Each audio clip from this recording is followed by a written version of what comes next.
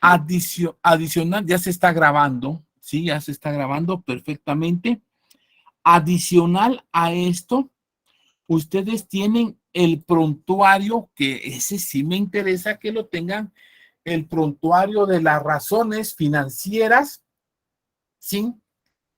Que este prontuario es la estructura, o sea, es el TESCI que nos permite a nosotros tener todas las 29 razones de las que consta el curso. Esta es la columna vertebral. Bueno, primero vamos a ver y tenemos qué son las razones simples. O sea, ¿qué es una razón? Acá yo les obsequié un material de 12 hojas. Ese imprímalo, guárdelo. Ahí está el resumen del tema, ¿sí?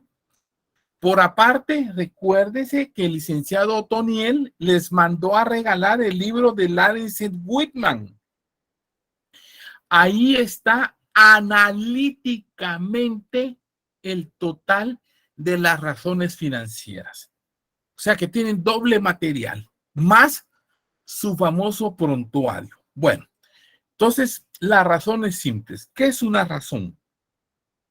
Es la relación lógica de algunas partidas en cuyos elementos analizados tienen un comportamiento lógico. Y aquí vuelve a la filosofía. ¿Se acuerdan ustedes de la lógica formal y la lógica dialéctica? El tema es qué es lógico, ¿sí? ¿Qué significa lógico? Bueno, si lo hacemos en español, ¿sí?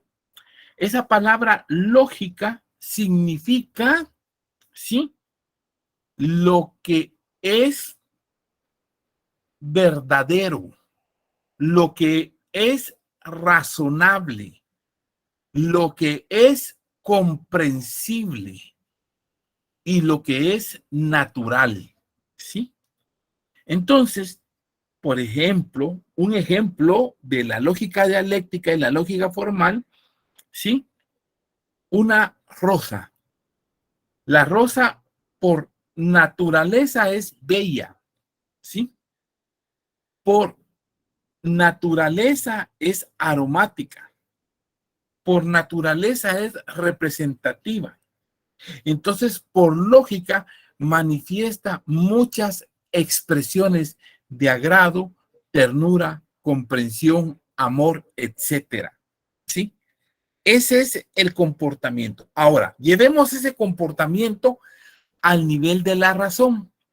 La razón es que les vamos a dar un nombre de una partida y vamos a deducir esa fragancia, esa aromatización, esa interpretación de la naturaleza de ser esto. Si lo llevásemos a la medicina para que entendiésemos el comportamiento lógico, es, por ejemplo, tú te haces tu examen de sangre y aparecen que tus glóbulos rojos están muy escasos, los glóbulos blancos. ¿Cuál es la lógica del tema? Bueno, la lógica es que tus glóbulos blancos sobrepasan a los rojos y eso es lo que te está produciendo anemia. Como consecuencia de esa anemia, tú tienes agotamiento, tienes cansancio, tienes síntomas de náuseas, mareos, derivado a que no están nivelados tus glóbulos blancos con tus glóbulos rojos. A nivel de las matemáticas y de las razones financieras, la lógica es que si esos números no están dentro de los parámetros de medición, quiere decir que los resultados de operación de las empresas no son los adecuados. Podemos tomar entonces que es la comparación, ponga atención, de dos cifras que pertenecen o que permiten establecer la interdependencia sobre una de la otra. Ahí yo le quité la palabra lógica, sino que yo le quise decirle que una es una cosa y otra es otra, para que la conjunción de las dos lógicamente me dé un resultado. Bueno, tenemos entonces que las razones se clasifican en 4 grupos. Ustedes lo único que tienen que hacer si tienen su libro abierto, qué bueno. Si no, el material de las 12 hojas que les di. Y si no, mínimo su prontuario de fórmulas. Obvio, usted me va a decir, Morales, ¿y por qué no nos comparte las pantallas que está presentando, que están muy bonitas? No, hombre, pues estamos acá. Esa es parte de la editorial del autor. Sí, esto lo hace para que sea romántica la exposición, que sea llamativa la exposición y que no sea solo periquito estar diciendo las cosas. Por lo tanto, tenemos que las razones se dividen en 4 grupos: solvencia, estabilidad o cobertura, o rentabilidad, y las últimas de actividad. Quiero suspender, parece que hay algunas llamadas de atención ahí. Otoniel, no sé si estás con nosotros ahí, parece que hay algunas llamadas ahí. ¿En dónde? En el chat te están escribiendo. No, yo digo que para... Se están tratando de conseguir las imágenes de la resistencia, licenciado, solamente. Bueno, está bien, perfecto. Bueno, ahí dejamos ahí. Estamos ahorita en el tema académico. Bueno, vamos a continuar entonces. Perfecto, entonces tenemos que se clasifican en 4 grupos. Esos 4 grupos, cada uno tiene un segmento, ¿sí? Entonces tenemos acá y observamos que cada grupo representa la parte estructural de la empresa. Cada grupo le va a mostrar a usted la parte estructural de la empresa.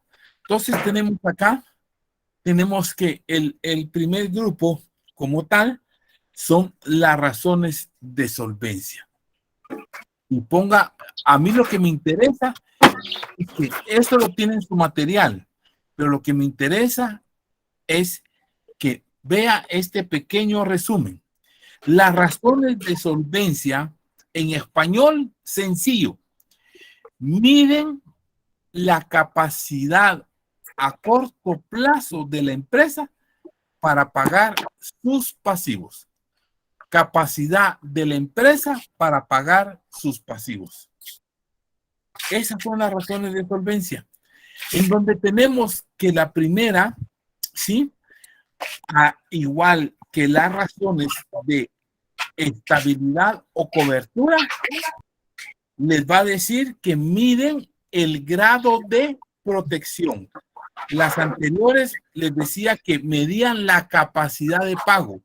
Las segundas le van a decir que miden el grado de protección de los acreedores a largo plazo. O sea, vea la figura, es un paraguas que está protegiendo sus finanzas, ¿sí? Las de cobertura no pagan, solo protegen. Por favor, Evelyn, si puedes apagar el micrófono. Razones de rentabilidad, como su nombre lo dice, las razones de rentabilidad, estas son las que miden el éxito o fracaso de la empresa. O sea, son las que miden las utilidades de la empresa. Licenciado, Toniel, su micro. tenemos tres grupos entonces. Ya tenemos la de la solvencia, capacidad de pago. Todo eso lo tienen escrito en su prontuario y en el resumen. 2, cobertura, protección, no pago. Tercera, rentabilidad. Y nos falta el cuarto grupo, que son las de actividad. Las de actividad, vean la figura, es un círculo repetitivo, o sea, que es algo que nunca tiene fin, como una cuerda que va y va y va y se repite constantemente. Y nos está diciendo que son las mediciones, ¿sí? En cuanto a la efectividad con la que, ¿sí? La empresa está utilizando sus activos, que habla de la actividad o productividad. Estas razones son las que te van a decir que tus activos los estás utilizando correctamente. Recuérdate que los activos son los que producen los beneficios, los pasivos no, los activos sí. Bueno, vámonos entonces por las razones de solvencia. Nos dice que el índice de solvencia, ¿sí? O se le conoce con el nombre de razones de circulante o razones de corriente. ¿Por qué? Porque solo mide los activos corrientes y los pasivos corrientes. La prueba del ácido, ¿sí? La solvencia inmediata y el activo defensivo. O sea, nos muestra 4 razones. Esas 4 razones las tenés en tu prontuario. Vamos al detalle. La famosa, la número 1. La número 1 es la razón de solvencia. Y la razón de solvencia o circulante o activo corriente. Esa es la que tenés ahí en la fórmula. Activo corriente dividido pasivo corriente. Oye, mi alumno, no tenés que escribir nada. Si estás siguiendo la narrativa con tu material impreso de 12 hojas, acá en el cuadro verde yo te digo qué significa, porque lo que me interesa a mí no es que te aprendas de memoria la razón. Eso no me sirve.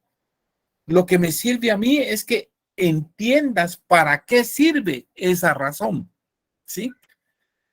Y te dice que es la que determina la cantidad de activos circulantes para cubrir pasivos corrientes. Palabras más, palabras menos. Me gusta el español sencillo, ¿sí? Es la cantidad X en quetzales de activo para pagar un quetzal de pasivo. Entonces observa que si tú tienes 2 activos para pagar un pasivo, estás bien. Por lo tanto, el número estándar de esta razón es 2. Significa la capacidad de pago que tiene la empresa para pagar sus obligaciones a corto plazo. El número mágico es 2. ¿Qué significa el 2? Que tienes 2 activos para pagar un pasivo. Eso es bueno. Menos que 2 no es bueno. Y más que 2 habrá que evaluar en qué condiciones está la empresa, que lo vamos a ver. La siguiente, la de liquidez prueba del ácido. Le llaman así porque, ¿te recuerdas? La primera era activo corriente. ¿Y cuáles son los elementos? Y date cuenta aquí la importancia de por qué Pymes hace la depuración de los estados financieros. Para Pymes solo hay activos corrientes y no corrientes. ¿Y cuáles son los activos corrientes?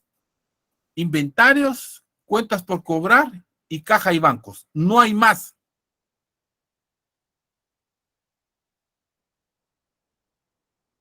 ¿Viste la necesidad de haber hecho los ajustes pymes?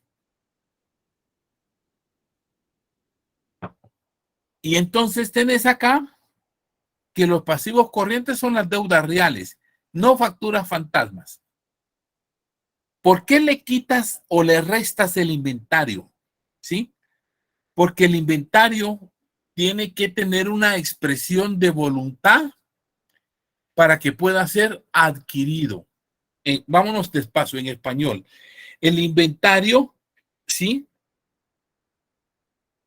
Tiene que haber un tercero que te lo compre para convertirlo en efectivo. Mientras que las cuentas por cobrar, tú las puedes exigir que te la paguen. Y la caja, pues, es disponible.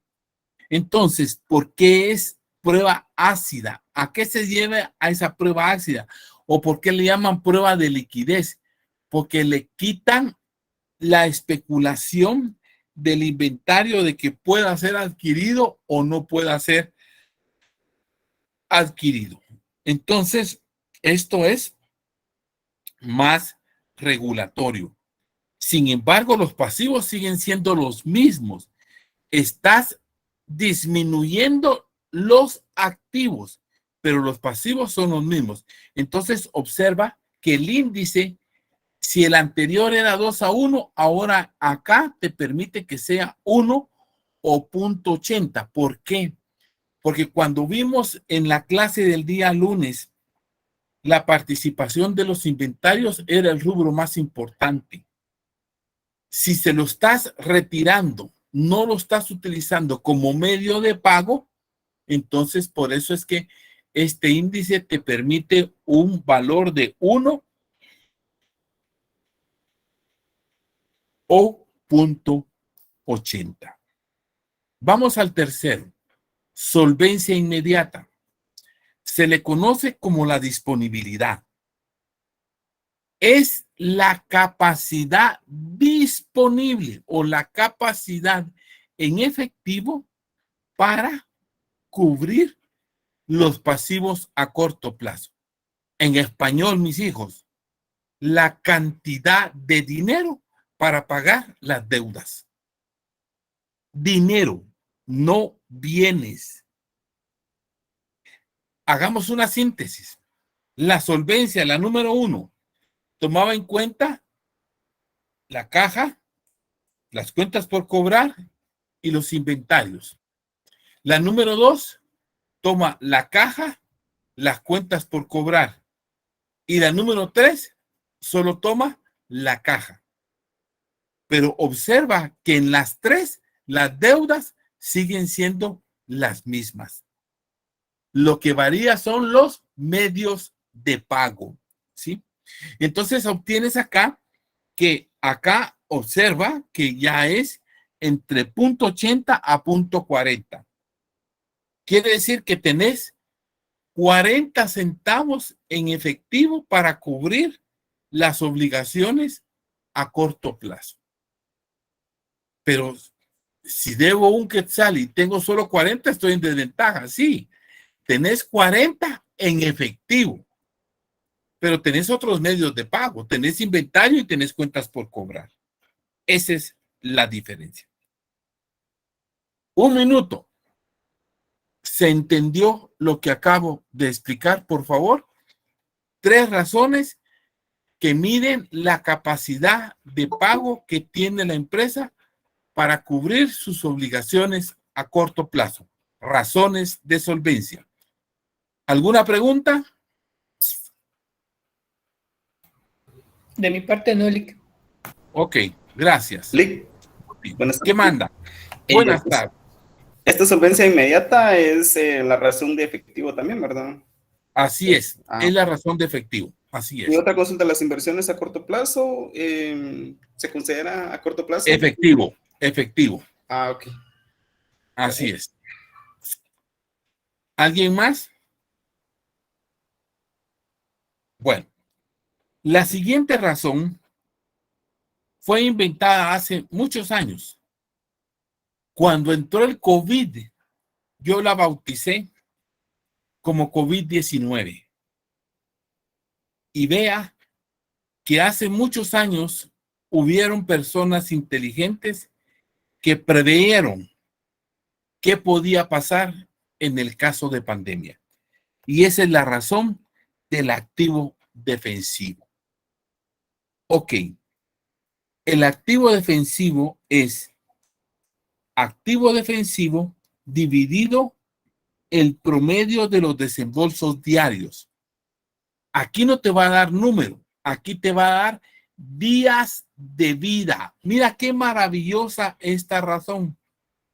Significa que esta razón te va a decir, bueno, entró la pandemia, se paralizaron las ventas, nos cerraron los almacenes, etcétera, ya no pudimos vender. ¿Cuántos días de vida le queda a la empresa? Mira qué maravilloso lo que estás aprendiendo.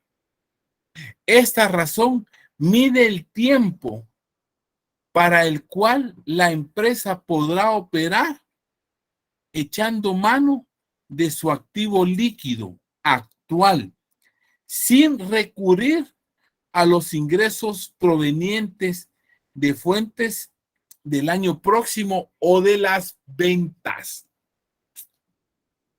En otras palabras, se paralizaron las ventas. ¿Cuántos días de vida te quedan? Ve lo que te dice esta razón. Ahora, veamos qué es el activo defensivo. El activo defensivo, sí, es aquel que se establece tomando en cuenta las siguientes partidas del balance de situación: cuentas de caja, cuentas por cobrar, valores negociables y documentos por cobrar. Observa, en ningún momento te habla de inventarios. ¿Por qué? Porque no se venden. Las tiendas están cerradas. No hay más. ¿Sí? ¿Y cuáles son los desembolsos diarios de operación? Bueno, estos representan todos los gastos ordinarios de operación de la empresa, no incluyendo pago a proveedores ni gastos que puedan ser los gastos pueden ser sueldos, luz, agua, mantenimiento, repuestos, alquileres. Tú puedes decir, bueno, fíjese que nosotros en la empresa alquilamos la bodega, ¿sí? Y nos entró la pandemia. Y entonces le dijimos al dueño de la bodega, mire, nosotros queremos seguir, pero por favor denos un periodo de gracia para mientras se logra activar el mercado, logramos vender y así podemos juntar el dinero para el alquiler de la bodega. Y los dueños o propietarios accedieron a tal situación, ¿sí? En donde podían, ¿sí?, incluir o agregar, ¿sí?, ese tiempo de espera. ¿Sí? Ve qué tan maravillosa es esta razón. Te dice los días de vida con los medios que tenés, no con los inventarios. Los inventarios son para la venta, pero con las cuentas por cobrar y con los activos, tú vas a tener los días de vida por los años que te quedan. ¿Sí? O por los meses que te quedan. Para pagar sueldos, luz, agua, teléfono, mantenimiento, alquileres. Y los proveedores que se aguanten chatos. Porque si no, en el peor de los casos, mire, ahí le devuelvo su producto, pues. Ahí le devuelvo su mercancía porque no le he vendido, pues.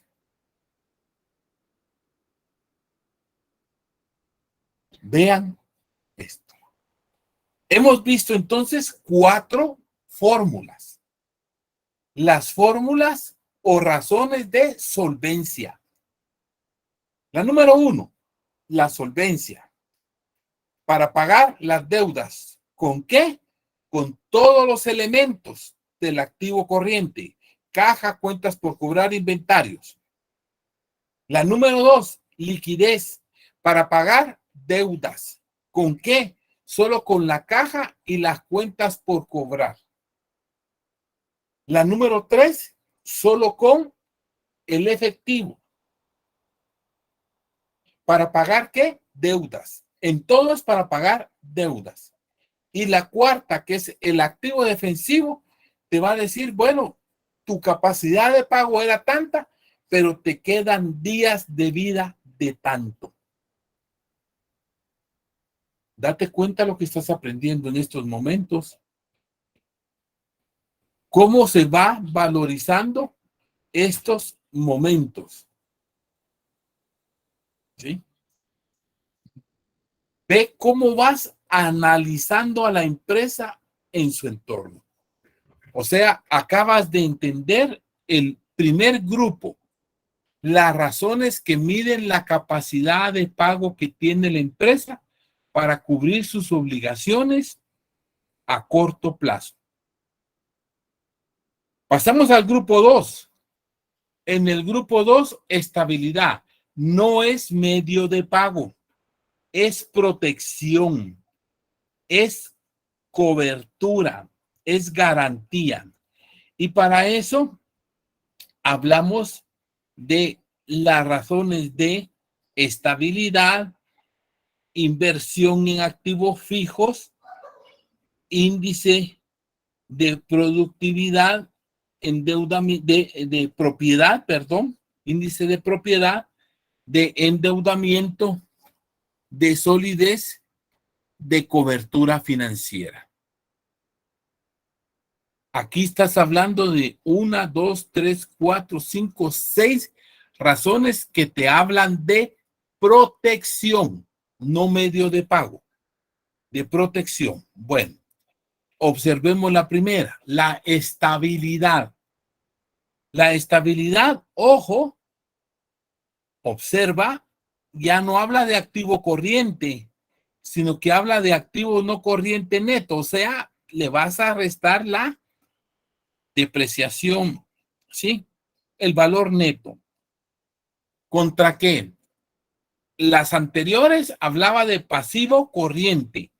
Ahora esta habla de pasivos no corrientes. Y el índice puede ser variable. O sea, este índice va a ser variable porque va a depender cuánto vaya sumando el activo no corriente para garantizar el pasivo no corriente. Un ejemplo. Si nosotros tenemos, sí, una hipoteca, ¿sí? Tenemos un inmueble. Ese inmueble está por 1,000,000 de quetzales, pero la hipoteca está por 700,000, ¿sí? Porque nos dieron el 70% del valor del inmueble. ¿Ya? Ok, bueno. Pero entonces vienes y un año después, la hipoteca ya no suma 700,000. La hipoteca suma ahora 600,000.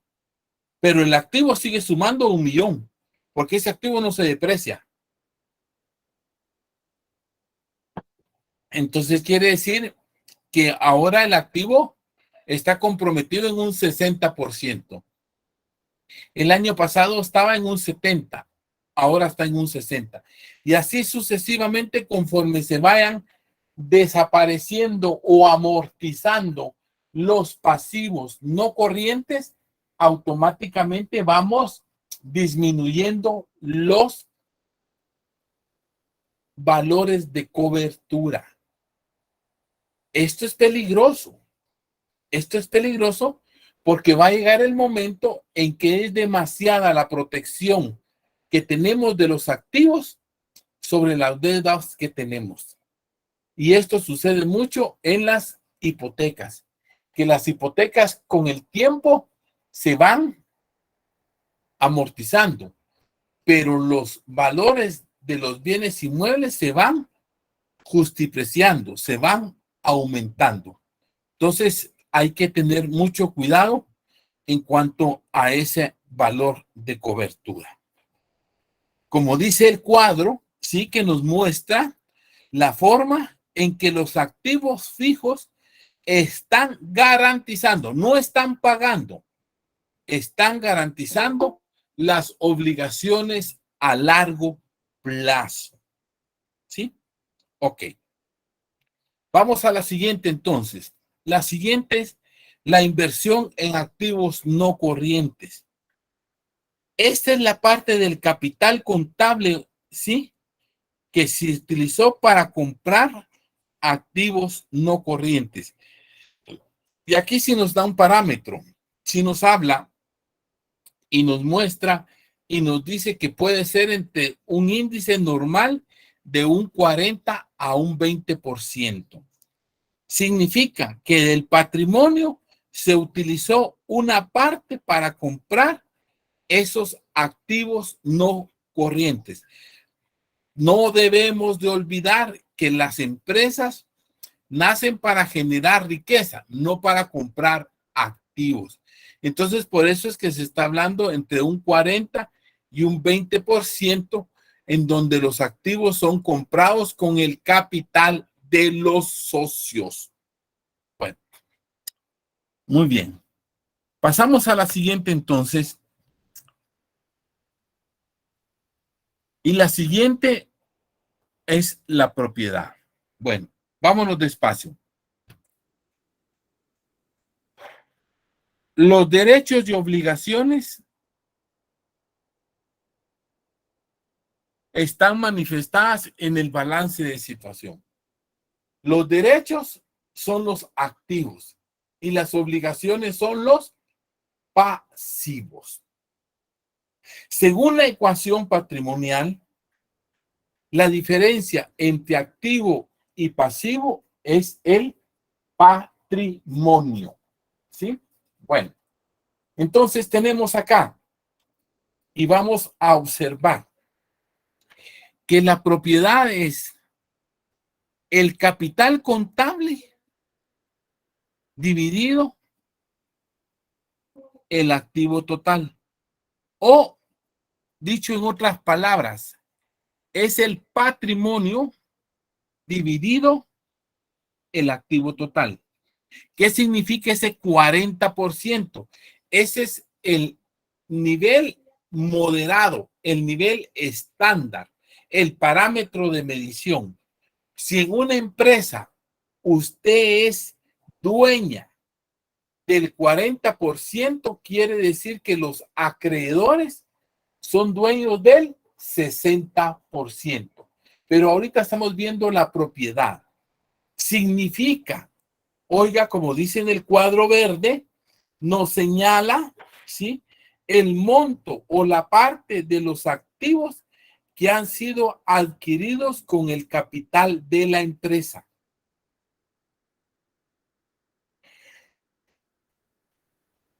La empresa no nace para comprar activos. La empresa nace para generar riqueza. Entonces, ¿sí?, del total de los activos, estamos hablando del total de los activos. No estamos hablando del inventario. Estamos hablando del total de los activos. Se está diciendo que el 40 son comprados con el dinero de los socios. Esa es la regla universal aceptable. Veamos la siguiente. Si la anterior era la propiedad, la contraparte es la deuda. Se llama endeudamiento. Significa la parte de los activos que ha sido financiada por terceros, léase los proveedores. Si la propiedad era el 40, entonces la deuda tiene que ser el 60. Y efectivamente acá nos está mostrando que la deuda equivale al 60%. ¿Qué significa esto? Como lo dice el apartado color verde. Mide el grado de financiamiento por parte de terceros en los activos de la compañía. O sea, el nivel de control de los acreedores. Si los acreedores o proveedores tienen el 60% de los activos de la empresa, es un monto razonable, es un monto aceptable, ¿sí? Pero si los acreedores tienen más del 60%, la empresa ya no es de los socios, la empresa es de los proveedores o acreedores. Una pausa. ¿Cómo vamos hasta el momento, mis estimados jóvenes?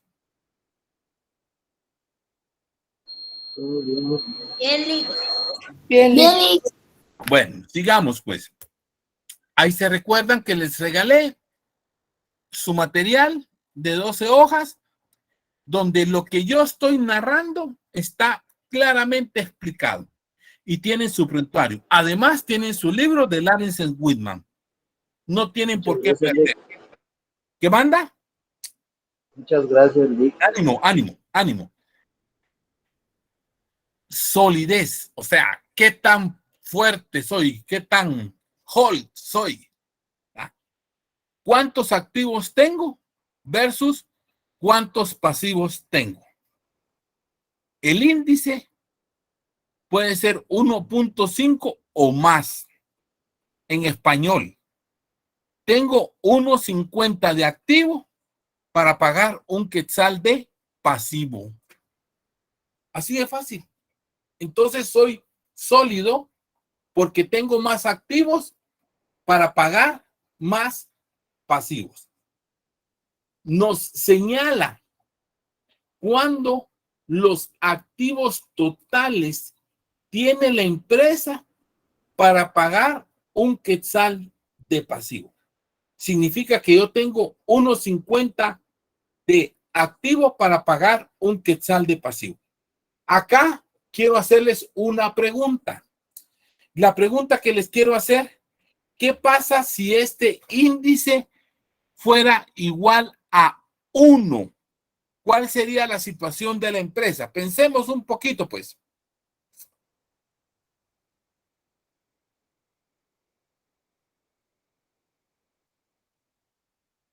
¿Qué pasa si este índice fuera igual a 1?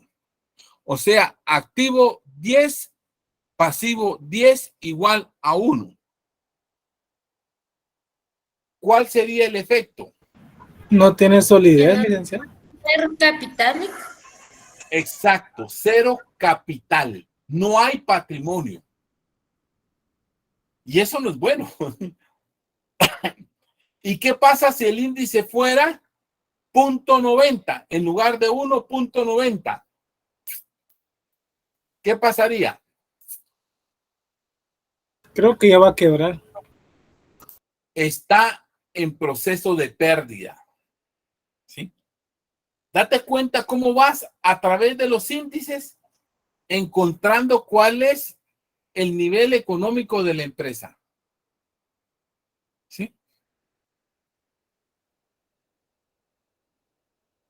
Te dije que esta era la fotografía de tu empresa. ¿Cómo era que te iba a afectar? Entonces, ¿cuán sólido puede ser? O muy sólido en donde tienes 1.5 o más, o puedes tener 1 donde no eres ni de derecha ni de izquierda. O puedes tener -1 en donde estás en proceso de quiebra. Este índice te demuestra cuánta cobertura tienes de activos para pagar los pasivos o para cubrir los pasivos. Activos, activos versus pasivos. Aquí estás hablando a nivel de totales.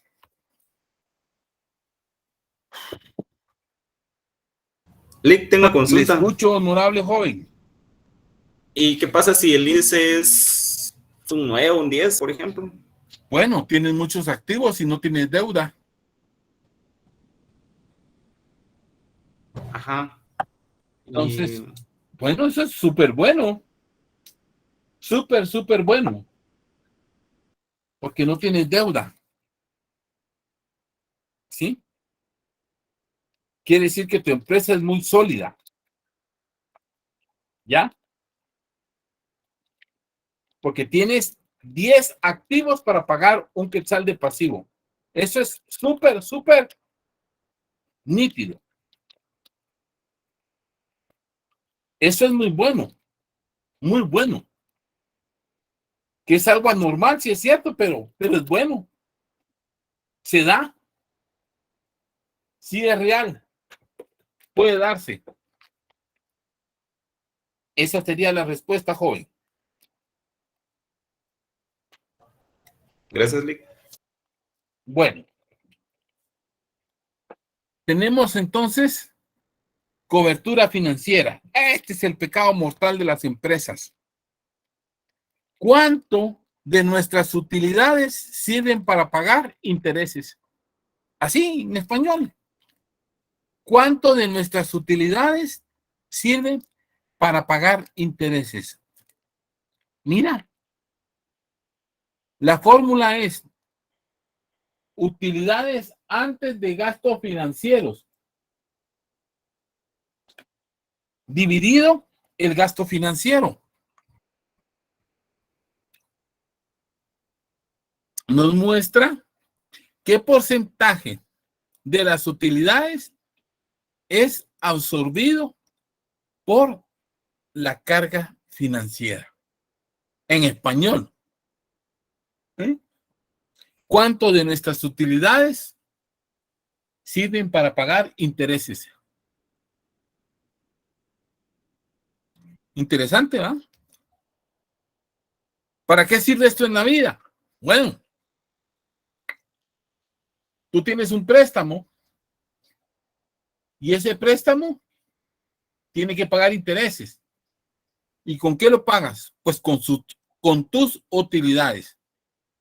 Y si esto es 1-1, el 100% de tus utilidades se las come la carga financiera. O sea que no estás ganando nada. Tienes que reestructurar tu deuda. Ve cómo vamos aprendiendo a conocer a la empresa.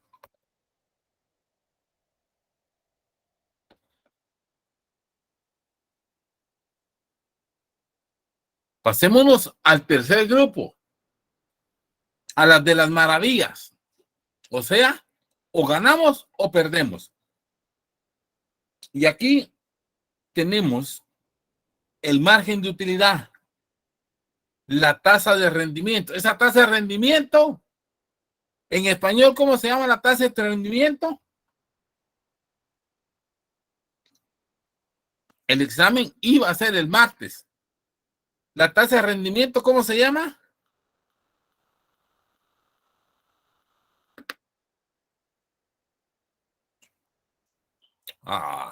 Y no que no, pues. ¿Qué es tasa de rendimiento? La TMAR, correcto. Vean, acá hasta aquí nos vienen a mostrar la razón de rendimiento, pero nosotros ya sabemos calcularla.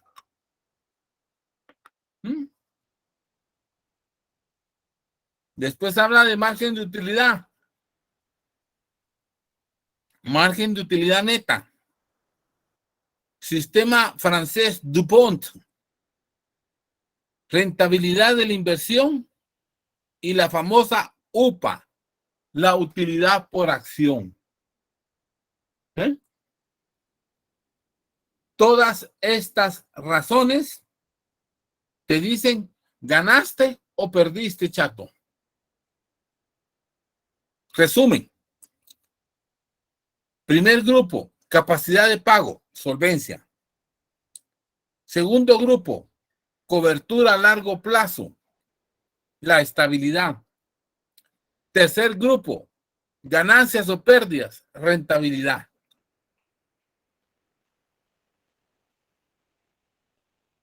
Como que se está haciendo muy interesante el tema.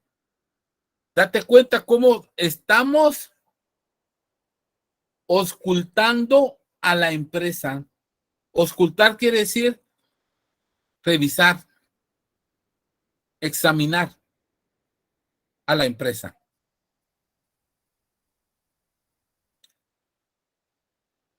Veamos la primera de ellas.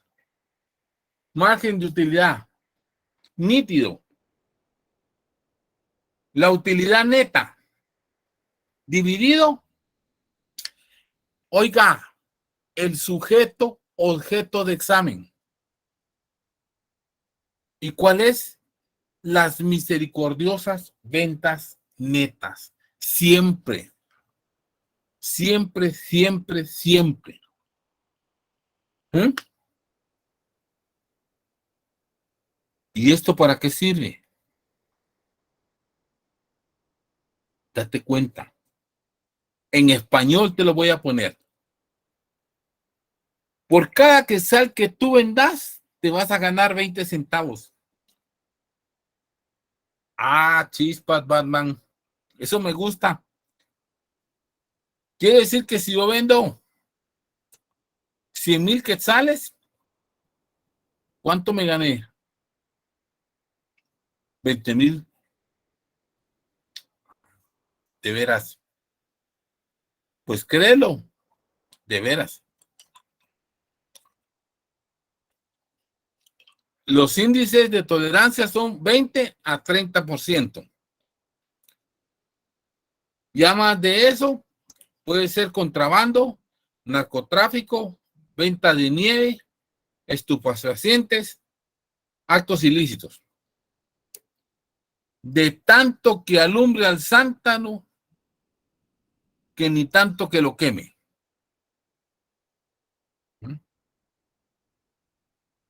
De tanto que es el milagro que hasta del santo se desconfía, ¿verdad? Dinero fácil, dinero ilícito.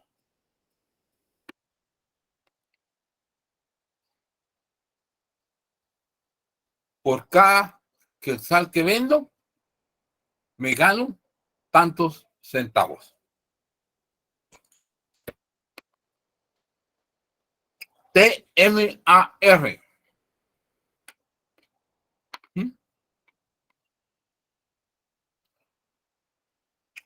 El porcentaje que yo quiero ganar. Ya saben ustedes cómo se calcula. A nivel de razones, es más fácil. La utilidad que yo tengo dividido la inversión o el capital contable. Se los voy a poner en español.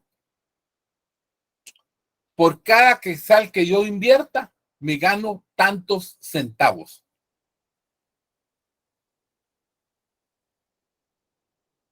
La anterior, por cada quetzal que yo venda, me gano tanto.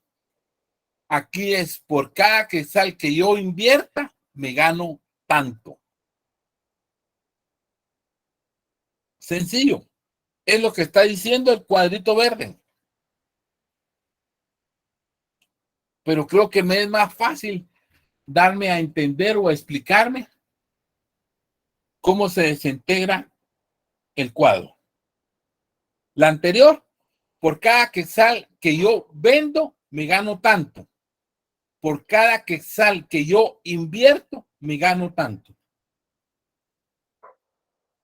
El monto máximo tolerable, 30. Ese es muy uspin-pin. Más de 30,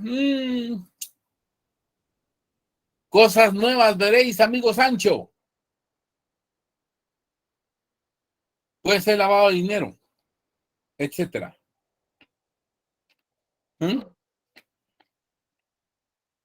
Complicado. Complicado. Es la TMAR, el porcentaje de utilidad que yo quiero ganar. En español.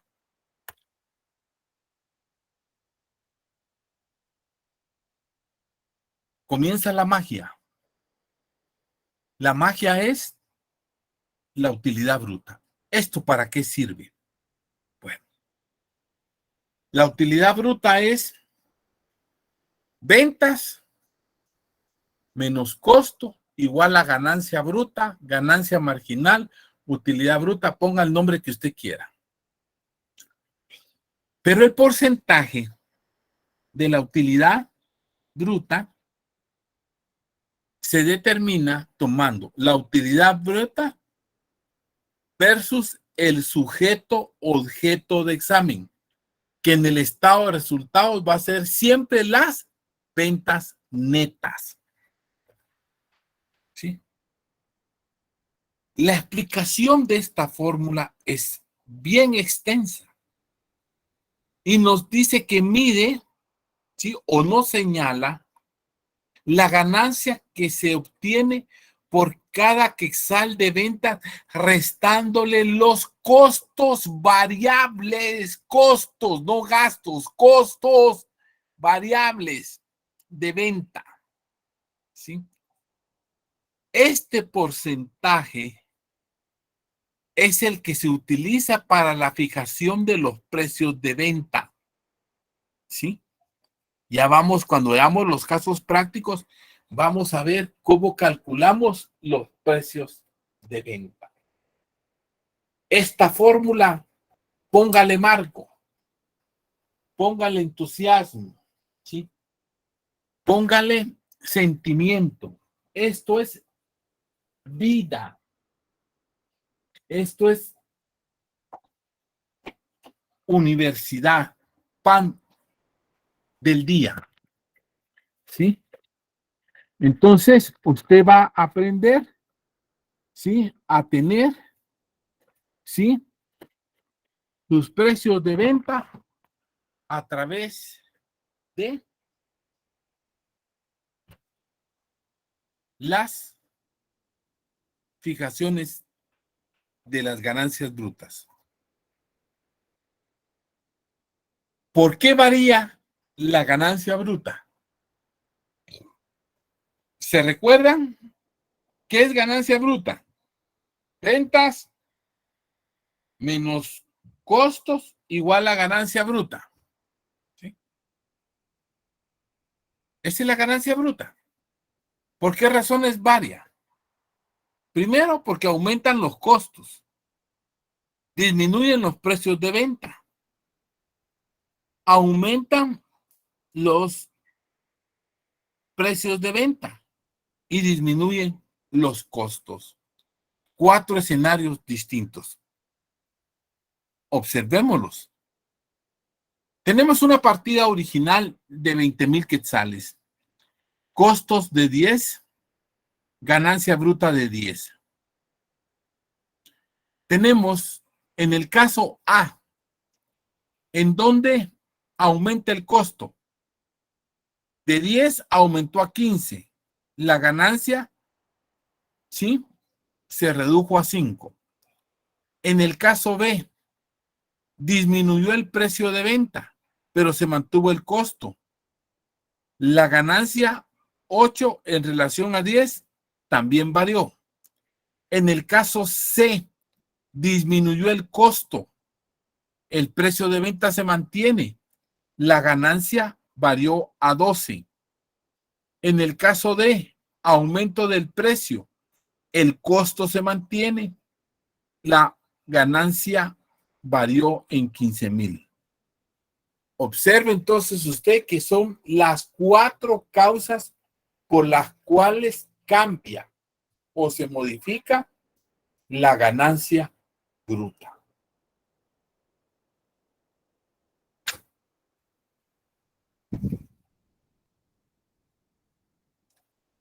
Margen de utilidad neta en ventas.